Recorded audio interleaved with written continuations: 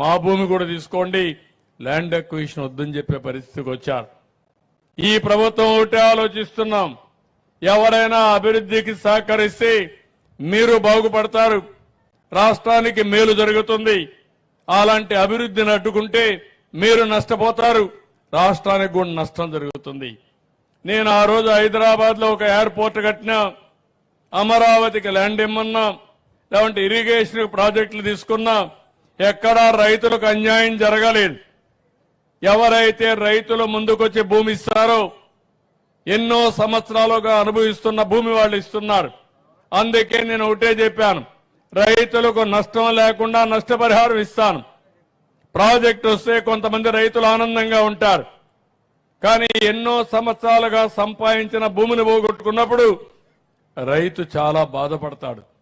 కానీ ఆయనకు నష్టపరిహారం ఇచ్చి మళ్లీ నిలదొక్కునే విధంగా ముందుకు నడిపించే బాధ్యత ఈ ప్రభుత్వాన్ని చెప్పి కూడా నేను మీకు తెలియజేస్తున్నా. రామాయంపట్నంలో ఉండే రైతులకు కూడా విజ్ఞప్తి చేస్తున్నా, మీరు కూడా ముందుకు రండి. అవసరమైతే అక్కడ ఒక టౌన్షిప్ డెవలప్ చేస్తాం. ఒక టౌన్షిప్ డెవలప్ చేసి ఏ విధంగా ముందుకు తీసుకుపోవాలో తీసుకుపోతామని చెప్పి కూడా నేను మీకు తెలియజేస్తున్నా. అదే మరి కనిగిరి కందుకూరు ఈ రోడ్డు కూడా డెవలప్ చేయాలని చెప్పి ఇచ్చారు.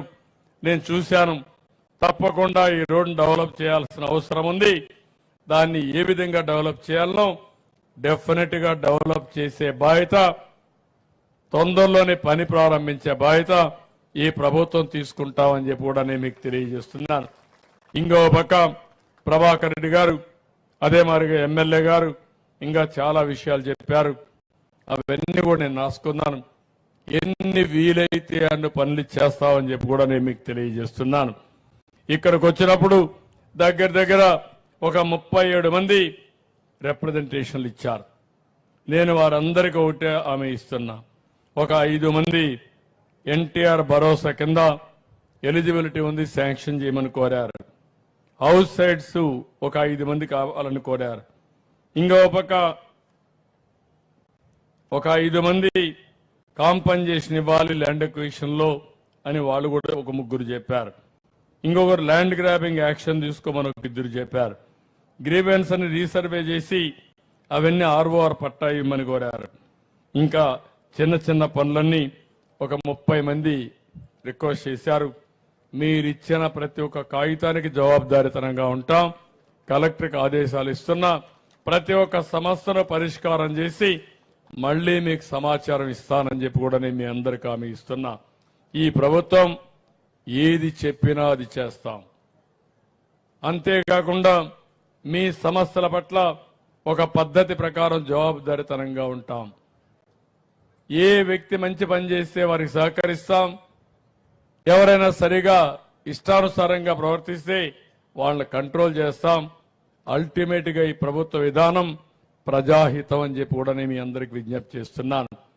మిమ్మల్ని అందరినీ కోరుతున్నాం, ఈరోజు మీరందరూ కూడా ఒక చైతన్యం రావాల్సిన అవసరం ఉంది.